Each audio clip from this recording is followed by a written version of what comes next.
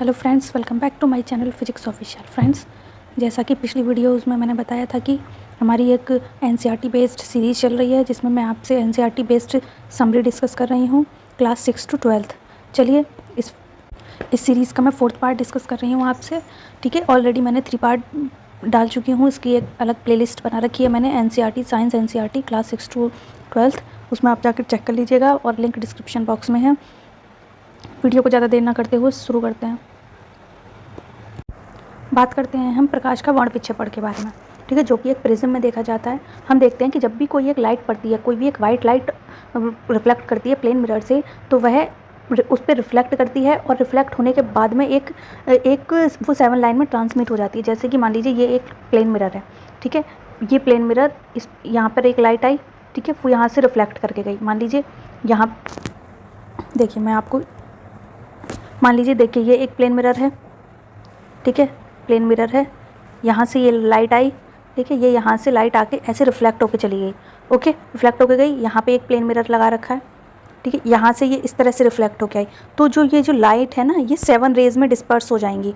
ठीक है, जिसको हम रेनबो कहते हैं। ठीक है, यहाँ से जो लाइट रिफ्लेक्ट होके उसकी जो दोबारा रिफ्लेक्शन होता है, वर्ण विक्षेपण होता है उसका, वो 7 पार्ट्स में विक्षेपण होता है, जिसको हम रेनबो भी कहते हैं। ये अधिकतर हमें किस में देखा जाता है? कम्पैक्ट डिस्क में देखा जाता है, सनलाइट थ्रोज में देखा जाता है और रेनबो में। इसी कारण जो है रेनबो जो है फॉर्म होता है। This phenomena of this spectrum of light is consist is a dispersion of the light. ठीक है, इसी जो लाइट की जो स्पेक्ट्रिंग होती है, मतलब इस लाइट का जो टूटना, लाइट का वर्ण विक्षेपण, प्रकाश का वर्ण विक्षेपण ही हमारा जो है उसका विक्षेपण ही हमारा प्रकाश का वर्ण विक्षेपण कहलाता है। जैसे कि हमारा ये रेनबो में देखा जाता है, रेनबो में देखा जाता है, सनलाइट में देखा जाता है, प्रिज्म के थ्रू देखा जाता है। ठीक है, और कम्पैक्ट डिस्क देखा होगा, जो उससे पहले जो सीढ़ी वगैरह होती थी ना, इस तरह से गोल सीढ़ी जो होती थी, उस सीढ़ियों में देखा जाता था। हम उसको ऐसे राउंड राउंड घुमाते थे तो उसमें बहुत सारे कलर रिफ्लेक्ट होते थे।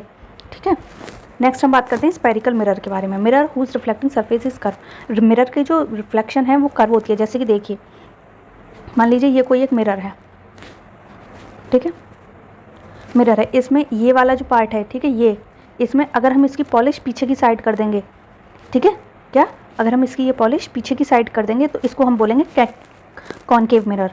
ठीक है, अगर यही अगर हम ये वाली पॉलिश, ये मिरर में वाली पॉलिश हम इस अंदर की साइड कर देंगे तो इसे बोलेंगे हम कॉन्वेक्स मिरर। ये हो गया हमारा कॉन्वेक्स मिरर। ठीक है,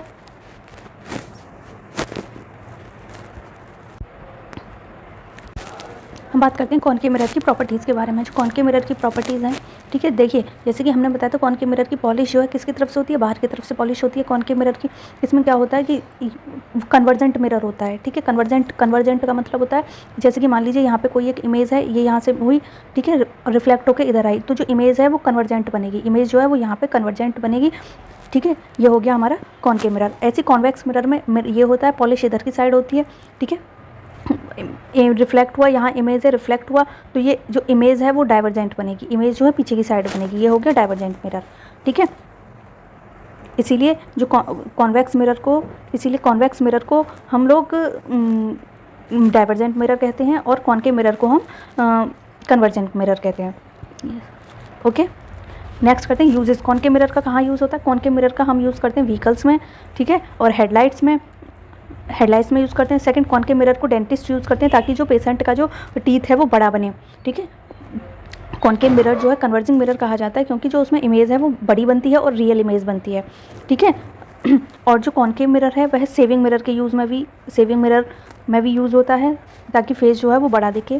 जो लार्ज है कॉनकेव मिरर जो है वो कॉन्सेंट्रेट सनलाइट को कॉन्सेंट्रेट करता है और हीट प्रोड्यूस करता है, produce heat in solar furnace. ठीक है, नेक्स्ट हम बात कर लेते हैं कॉन्वेक्स मिरर की।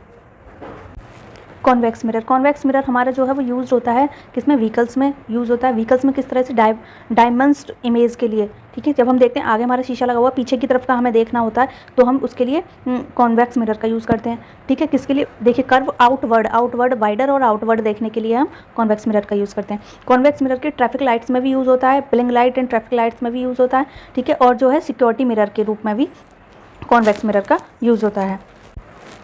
अब बात करते हैं फिजिकल प्रॉपर्टीज़ की। फिजिकल एंड केमिकल चेंज क्या होते हैं? Physical change not easily reverse, ये इजीली रिवर्स नहीं होते हैं, प्रोडक्ट फॉर्म होती हैं, रिएक्टिव यूज्ड अप होते हैं, often heat light sound freezing occurs, electricity में भी प्रोड्यूस, ए पार्टिसिपेट में भी फॉर्म, और क्या होते हैं? वुड वार्मिंग, ठीक है। ये केमिकल चेंज होते हैं। फिजिकल चेंज क्या होते हैं?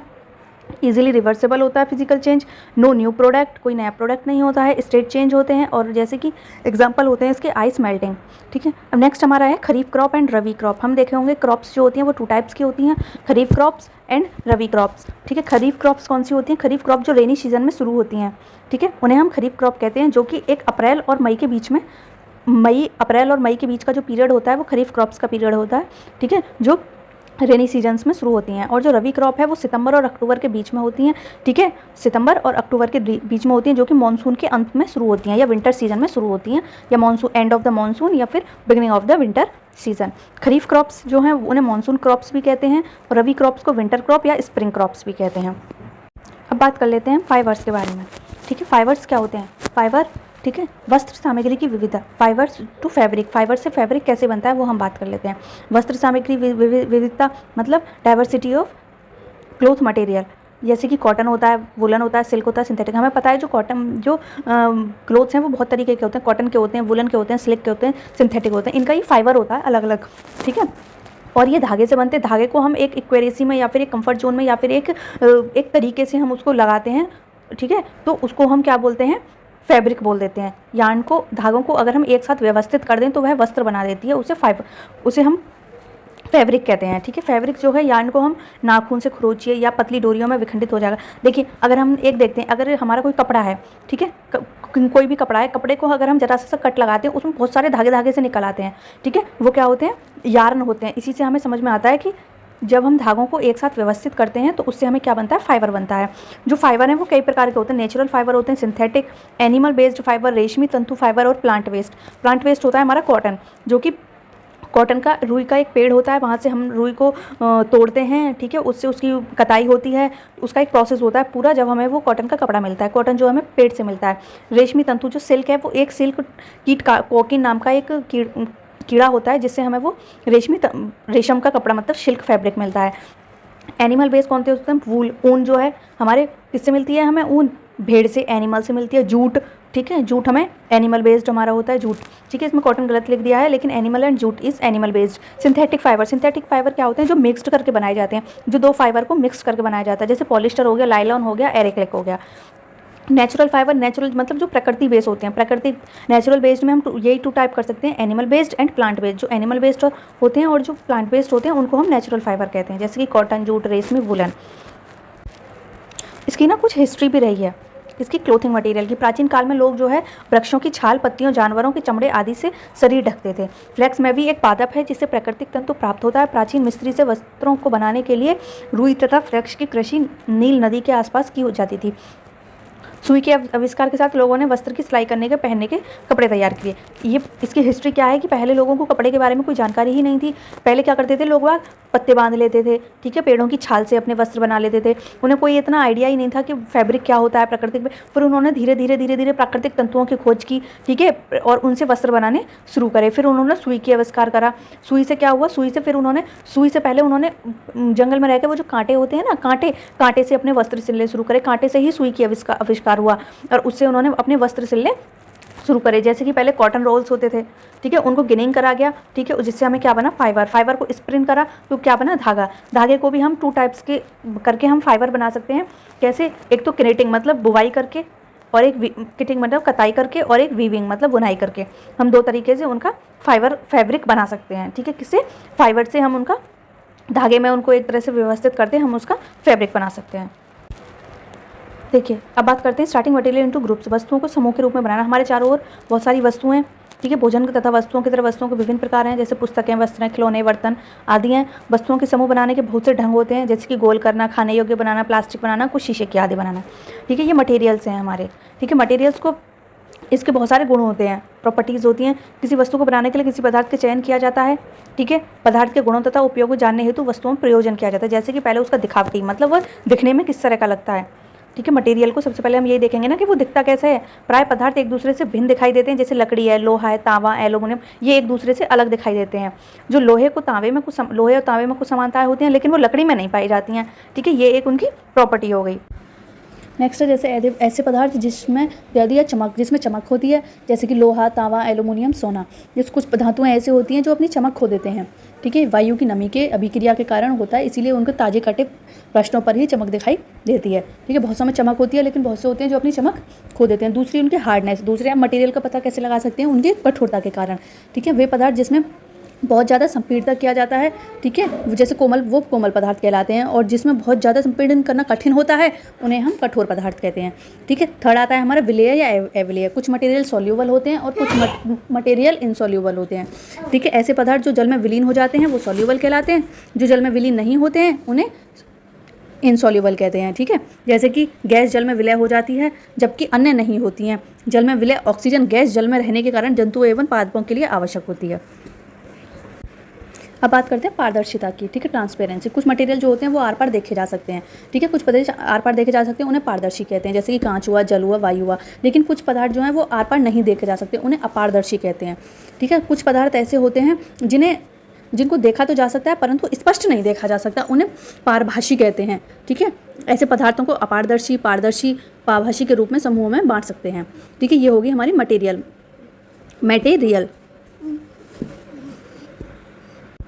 अब बात करते हैं सेपरेशन ऑफ सब्सटेंस, पदार्थ का पृथक्करण या पदार्थ का अलग अलग। ये बहुत सारे जैसे कि बहुत सारे पदार्थ होते हैं जो एक साथ मिले हुए होते हैं, उनको हम अलग अलग कैसे कर सकते हैं, ठीक है, उन्हीं को हम पदार्थ का पृथक्करण कहते हैं। जैसे कि इनको एक हम हैंड पिकिंग के द्वारा कर सकते हैं। हैंड पिकिंग मतलब हाथ बन के गेहूँ में छोटे छोटे कीड़े पत्थर कंकड़ होते हैं, उनको हम हाथों से अलग करते हैं, तो उसको कह देते हैं हम हैंड पिकिंग। एक होता है थ्रेशिंग। गेहूँ और चावल की सूप में जब हम गेहूँ को काटते हैं तो उसमें सूखी डंडियाँ होती हैं, उनको हम एक मशीन के द्वारा अलग करते हैं, उन्हें हम कहते हैं थ्रेशिंग, ठीक है। इस प्रक्रिया में डंडियों को पीटकर अन्य कणों को पृथक कर, अब मशीनों द्वारा भी हो जाता है, लेकिन पहले क्या होता था कि किसी भी एक लकड़ी के तख्ते पर ना उसको गेहूं को पीटा जाता था, बहुत देर तक पीटा जाता था, जिससे गेहूं अलग हो जाते थे और लकड़ी को अलग कर दिया जाता था। नेक्स्ट है हमारा निष्पाशन। निष्पाशन का उपयोग पवनों और वायु के झोंकों द्वारा मिश्रण से बाहरी हल्के अवयवों को पृथक किया जाता है।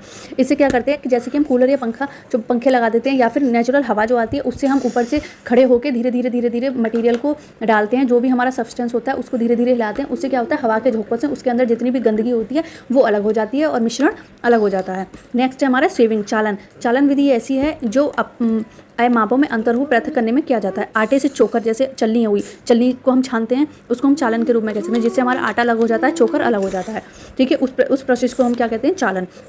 नेक्स्ट आता है हमारा अवसाद, निस्सातकरण और निस्यंदन, ठीक है। मिश्रण में जल मिलाने पर भारी अवयव नीचे तली में बैठ जाते हैं, प्रक्रम को अवसाद कहते हैं। जैसे कि कोई भी हम पानी में क्या मिलाते हैं, हम पानी में मान लीजिए बालू मिलाते हैं, जल में बालू को मिलाते हैं, बालू नीचे बैठ जाती है, तो इसको हम क्या कहते हैं, सेडिमेंटेशन, ठीक है, सेडिमेंटेशन कहते हैं। उससे बालू और पानी अलग अलग हो जाता है, उसे हम कहते हैं सेडिमेंटेशन। अवसाद मिश्रण को बिना हिलाए जल में मिट्टी के उड़ेलने क्रिया को जैसे कि अगर हम देखते हैं कि नीचे बैठ गया, बालू नीचे बैठ गया, अगर हम उसको बिना हिलाए पानी को अलग कर देते हैं, ठीक है, पानी को नीचे गिरा देते हैं, तो उसमें पानी अलग हो जाएगा और बालू अलग हो जाएगा, उसको हम कहते हैं रिटेंटेशन, निस्तारण, ठीक है। अगर हम उसको हिला देंगे तो वो उसमें दोबारा से मिक्स हो जाएगा, अगर हम उसको थोड़ा सा रेस्ट करने देंगे तो बालू अलग हो जाएगा, पानी अलग, तो हम पानी को अलग निकालने के प्रोसेस को हम क्या कह सकते हैं, निस्तारण।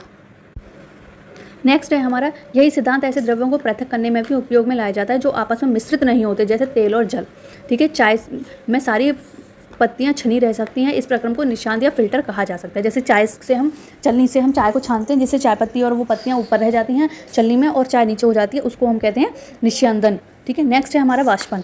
जल को उसके वाष्प में परिवर्तन करने की प्रक्रिया को वाष्पन कहते हैं, ठीक है। जैसे पानी है, पानी को भाप के द्वारा भाप में परिवर्तित कर देना, वाष्प में परिवर्तन कर देने की प्रक्रिया को हम क्या कहते हैं, वाष्पन, ठीक है। समुद्र में जल में लवण होते हैं जिससे